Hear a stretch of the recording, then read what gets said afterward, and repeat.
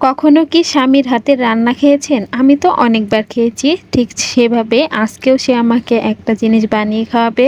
আসসালামু আলাইকুম। কি অবস্থা সবার? কেমন আছেন? আশা করছি সবাই অনেক ভালো আছেন। আপনাদের দোয়ায় আমরা অনেক ভালো আছি। তো প্রতিদিনের মতো আমি ভিডিওটা শুরু করতেছি কালকে রাত্রে থেকে। তো রাত্রেবেলায় কিছু নাস্তা নিয়ে এসেছিল আমাদের জন্য বুট আর হচ্ছে ঝালমুড়ি। আর সাথে ছেলের জন্য ২ টা চিপস। তো খাওয়া-দাওয়া করে নিলাম। তারপর সে বলতেছিল যে, "প্রতিদিন তো তুমি বানিয়ে খাওয়াও। তো আজকে যেহেতু শুক্রবার তাহলে তোমাকে একটা জিনিস বানিয়ে খাওয়াই।" তো বললাম, "কি বানাবে?" তো বলল, "তাহলে তালের বড়া বানিয়ে দেই।" সে এটা অনেক ভালো বানাতে পারে। তার অনেক পছন্দের রেসিপি তো তাই এটা সে অনেক ভালোই বানাইতে পারে, আমার চাইতে বেশি ভালো। তো তারপর সে এখানে সবকিছু মিলিয়ে মেখে নিচ্ছিল। তো আমি তাকে একটু চিনি দিয়ে দিচ্ছিলাম। তো তারপর সুন্দর করে সে এখানে তাল, তারপরে হচ্ছে একটু পানি, আটা, চালের গুঁড়া আর হচ্ছে চিনি সুন্দর করে মেখে নিল। তারপর এখানে কড়াইয়ে তেল দিয়ে দিল। তারপর এখানে একটা একটা করে বড়া পিঠাগুলোকে গোল গোল শেপ করে দিয়ে নিচ্ছিল। এই তো আমাদের পিঠাগুলো রেডি হয়ে গিয়েছিল। তো তারপর আমি আজকে সকাল থেকে ভিডিওটা শুরু করতেছি। সকালবেলা উঠে নাস্তা বানিয়ে নিয়েছিলাম। তো আজকে ছেলের নাস্তাটাই শেয়ার করলাম। ছেলে কিভাবে আমার চা যে খায়, ওর চা এত বেশি পছন্দ, মনে হয় আর কোনো জিনিসও এভাবে হাতে ধরে খাইতে চায় না। তো যাই হোক, তাকে আমি খাইয়ে দিয়েছিলাম প্রথমে। তারপর সে বলতেছে আমি একাই খাই, চা খাই।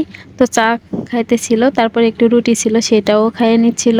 এখানে দুপুরের জন্য রান্না বান্না করে নিব। তো সেজন্য আমি একটুখানি মাংস বের করে নিয়েছিলাম। তো এখানে আমি শর্টকাটে রান্না করে নিব, কারণ রাত্রিবেলা আবার খিচুড়ি রান্না করব। তো সেজন্য একটা তরকারি আজকে রান্না করব। তো প্রথমে আমি এখানে একটা গরম মশলা, তারপর সবকিছু দিয়ে দিলাম। তো এরপর আমি এটাকে একটু ভেজে নিলাম। তারপর এর মধ্যে পেঁয়াজ কুচি, রসুন কুচি, আদা রসুন বাটা, মরিচ, শুকনা মরিচের গুঁড়া, হলুদের গুঁড়া, লবণ এগুলো দিয়ে সুন্দর করে একটুখানি ভেজে নিব। কাঁচা গন্ধটা যাবার পর এর মধ্যে একটুখানি পানি মিশিয়ে আবারও একটু সুন্দর করে কষিয়ে নিব। তারপর এর মধ্যে একটা একটা করে মাংসগুলোকে সুন্দর করে দিয়ে দিলাম। তো এবার একটু এটাকে নেড়ে চেড়ে নিব, সবকিছু মিশিয়ে নিব নেড়ে চেড়ে। তারপর এটাকে সুন্দরভাবে কষাবো। আসলে মাংস রান্না করতে গিয়ে মাংসটা যেভাবে আপনি কষাবেন, খাওয়ার টেস্টটা কিন্তু সেরকমই হবে। তো যত কষাবেন ততই বেশি মজা হবে আমার মনে হয়।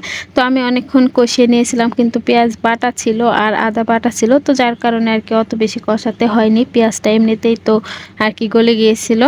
তো যাই হোক, এখানে আমি পরিমাণ মতো ঝোলের জন্য পানি দিয়ে দিলাম। যেহেতু একটা তরকারি রান্না করব তাই এখানে কিছু পরিমাণ ঝোল দিয়ে দিয়েছিলাম। তো তারপর এখানে রান্নাটা হয়ে গিয়েছিল। তো একটা মশলা আমি ছেঁচা দিয়ে দিলাম, সাথে একটু জিরার গুঁড়া দিয়ে তরকারিটা নামিয়ে নিব। আসলে স্বামীর হাতের রান্না কিন্তু সবার ভাগ্যে জোটে না। তো যাই হোক, আলহামদুলিল্লাহ আমার অনেকবারই খাওয়া হয়ে গিয়েছে। কে কে খেয়েছেন আপুরা কমেন্টসে জানাবেন। যারা যারা এই পর্যন্ত আমার ভিডিওটার সাথে ছিলেন তাদের জন্য অনেক অনেক দোয়া ও ভালোবাসা। আর যদি ভিডিওটা ভালো লাগে অবশ্যই লাইক কমেন্ট শেয়ার করে পাশে থাকবেন আর আমাদের জন্য বেশি বেশি দোয়া করবেন। আল্লাহ হাফেজ সবাইকে।